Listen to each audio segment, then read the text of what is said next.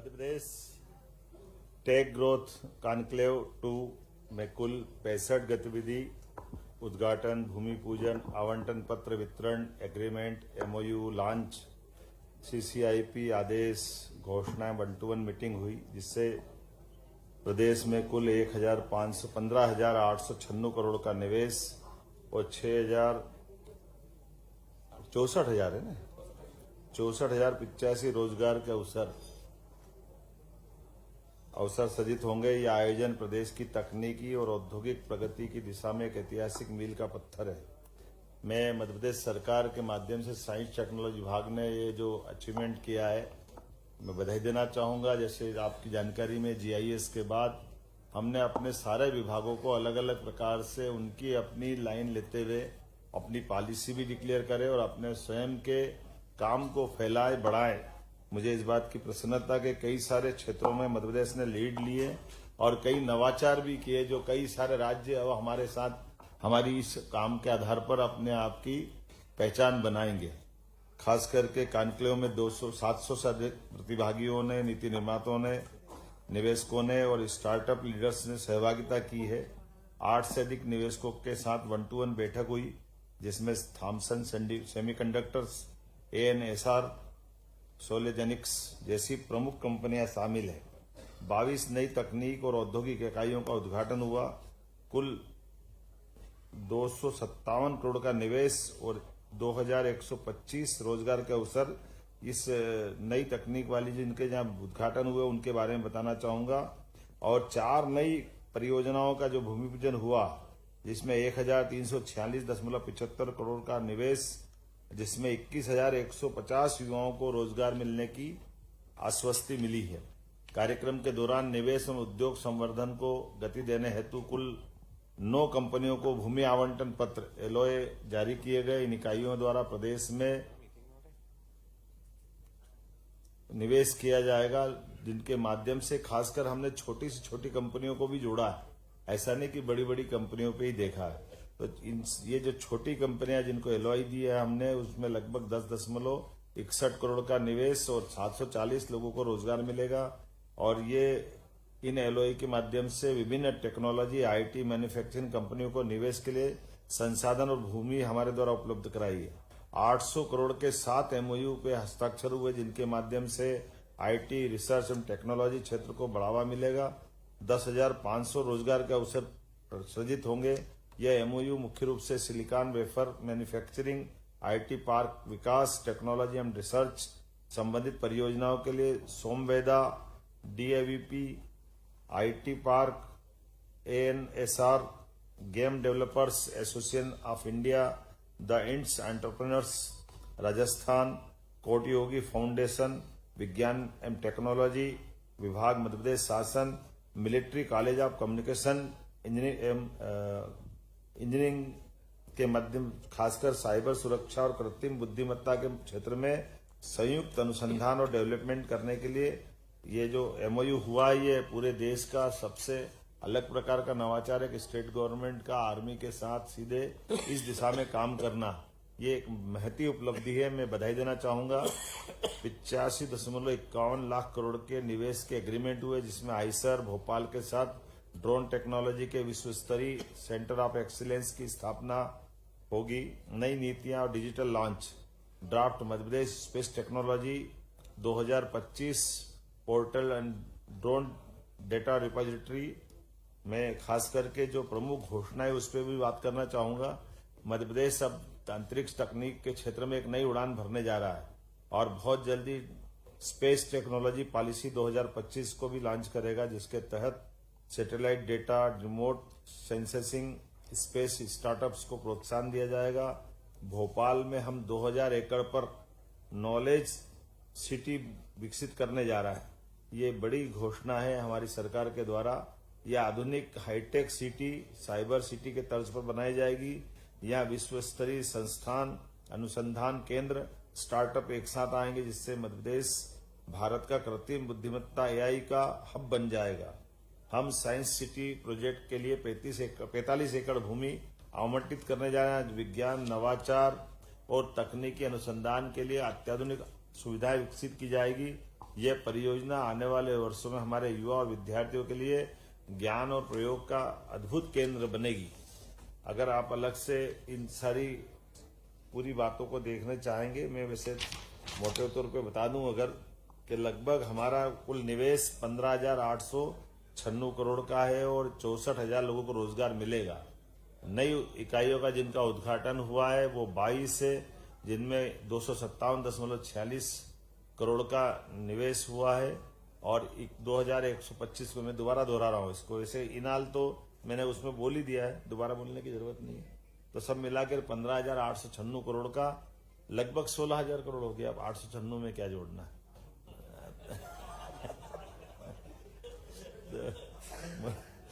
64,000 लोगों को रोजगार मिलेगा।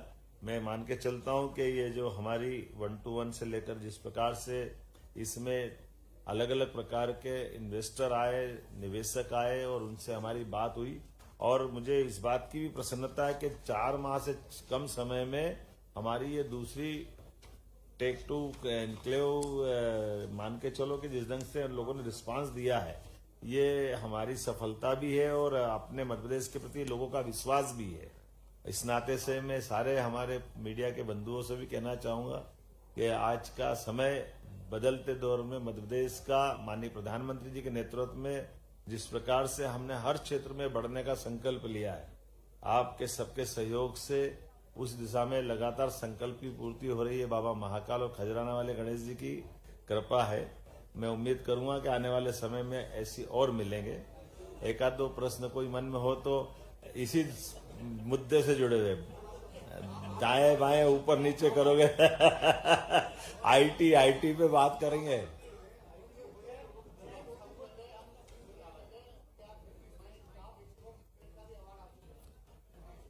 ये अच्छी बात है, ज्वेल जी ने अच्छा प्रश्न किया है कि ये हमारे राज्य ने पहली बार इंडस्ट्री में एक साथ अलग अलग 4 सेक्टर में पुरस्कार पाए।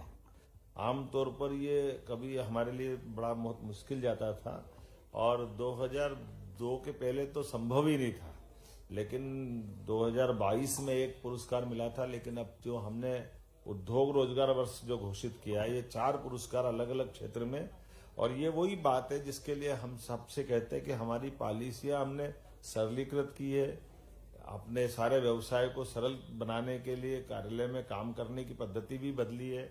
लोगों के साथ जो कमिटमेंट करते हैं उसका पालन भी करते हैं और यही कारण है कि देश भर में मध्य प्रदेश के प्रति ये आकर्षक माहौल भी बना हुआ है और अब भारत सरकार ने पुरस्कार से नवाज करके हमारी उस बात की पुष्टि कर दी। सर, उज्जैन खगोल विज्ञान का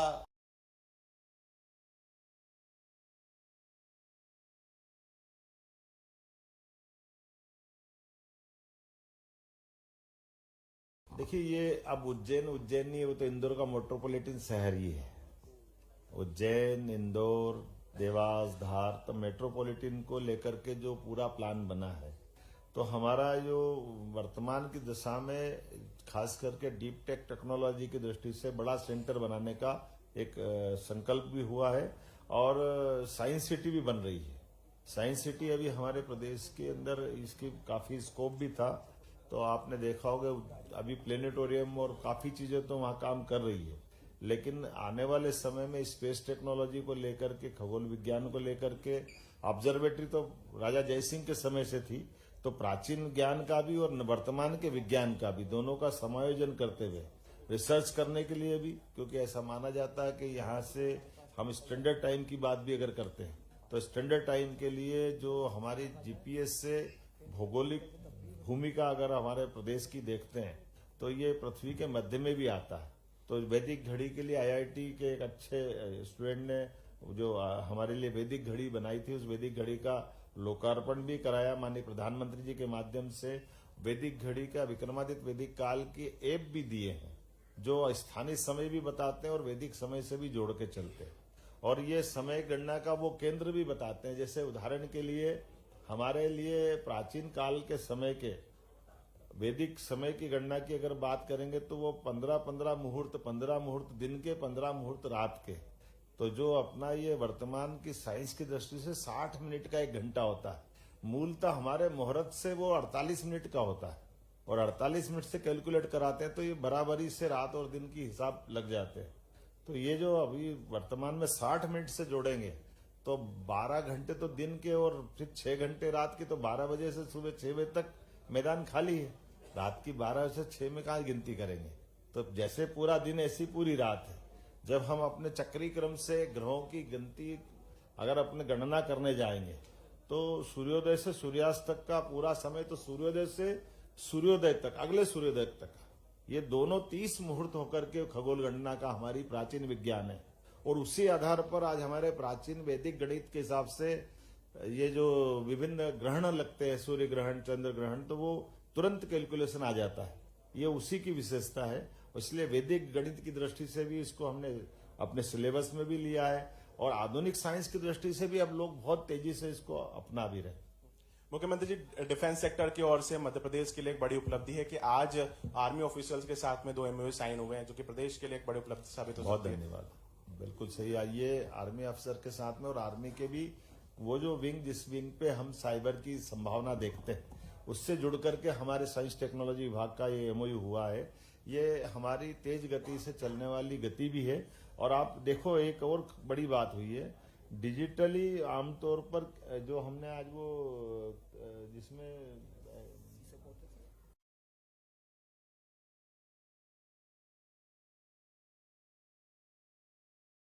भी, और वो जो हमने मैपिंग को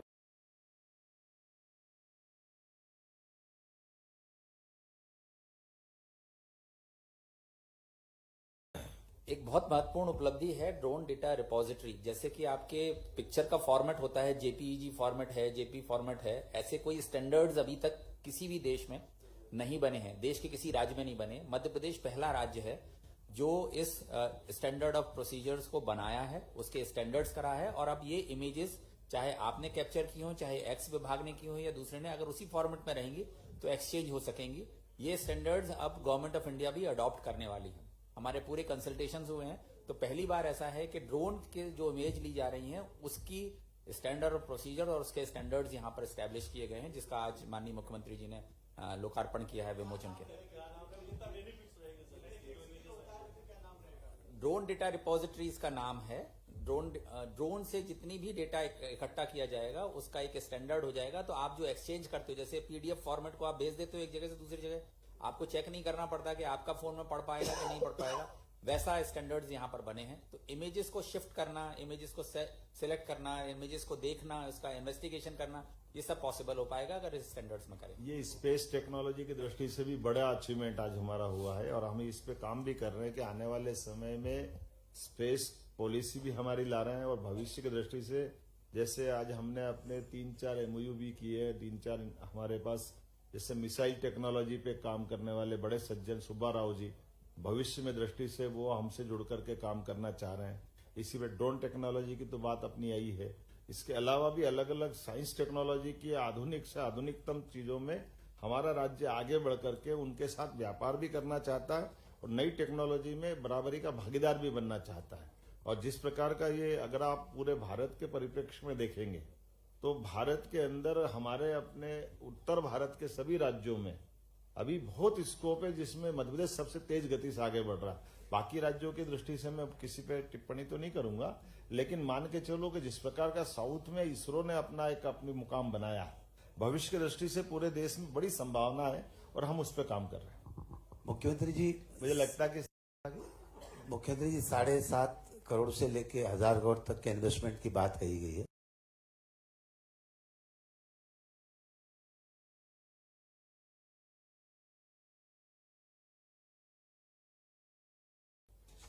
मैंने आपको एक आंकड़ा बताया था, मेरे बोलते बोलते मैं रुक भी गया था।